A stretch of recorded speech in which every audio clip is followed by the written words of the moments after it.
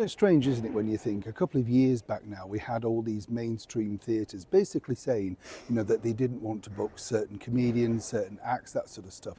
They were dictating to you and I exactly who we could see in our local towns, village halls, all that sort of stuff, because it didn't necessarily fit in with their remit. Now, the last time I checked, of course, theatre's supposed to fit in with the public's remit, not exactly the people that ran it. But of course, unless you were owning that particular building individually, then you could probably have a final say. But when you look into these particular theatres, what you find is that most of them are council owned. Now, councils, of course, are supposed to be impartial, no matter what area they're fitting under at that current time, which political party they're aligned to. And it's fascinating to think that they were willing to walk away from thousands of pounds, literally, in revenue because it didn't fit in with them. Then you got onto their website and what you saw was, please donate, help keep this theatre going, buy a seat, all of that sort of stuff. Which brings me to the latest debacle featuring a former British Prime Minister, the Right Honourable Liz Truss. Now, Liz was up in a beautiful area of the country in Suffolk, right? And she was there to do an audience with type thing to help promote her book. Met the lady, very nice, very polite, and of course, bothering nobody now as an MP, seemingly there just to try and promote the product that she's actually selling, which, if you're into political books, is certainly one for you. And despite what the media keeps saying, it's gone incredibly well. And I love the way that, there was this particular instance, right, I must point this out, where she was being interviewed on television in the US. And basically she managed to get the book upside down because the reverse camera.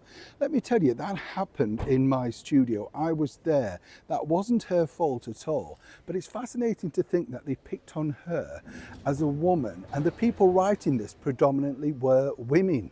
You understand how this works now? There's no sisterhood when things are going wrong. You get the picture. But back to what happened the other day. You see, during this particular chat, this screen came down from an activist group who basically were mocking her for being a lettuce, or some alleged joke that's supposed to be incredibly funny, all about her short tenure as being a prime minister. We all know it wasn't long, but there you go. That is showbiz, as they say. Now, this happened also by the same activist group before on another MP. Well, he was given an address.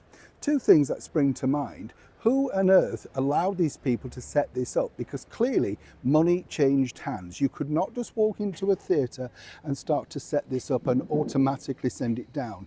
Other people are responsible. But the bigger picture is this: security. I mean, that could have been catastrophic. Imagine if that was something else, like a loose light fitting or something like that. You might say, it's a bit dramatic. Well, if they can put that up, what else can they fix? But of course, the theatre suddenly gone quiet, knows nothing about it, like the previous theatre with the previous MP. And of course, guess what? You go to their website, donate, we need this, we don't cover our costs, can you help us? Well, I would say that anybody now visiting the Beccles Theatre, whatever you think, I would take a long, hard look at that management team and decide exactly which side of the coin are they on. Are they for the public, or are they there to entertain you? Or more importantly, are they trying to shove their political beliefs against you? Either way, it's not panning out well. And any more of this, you will see more of these venues closing up. And truly, whose fault is it? I'd love to know what you think to this particular story. Also, if you love live theatre, should we be dictated to by these people that clearly it's nothing to do with them other than to stub the tickets, sell the ice creams, and hopefully a lot of drinks, and finally, if they ever could, absolutely fill the theatre. Neil Sean in the very heart of London.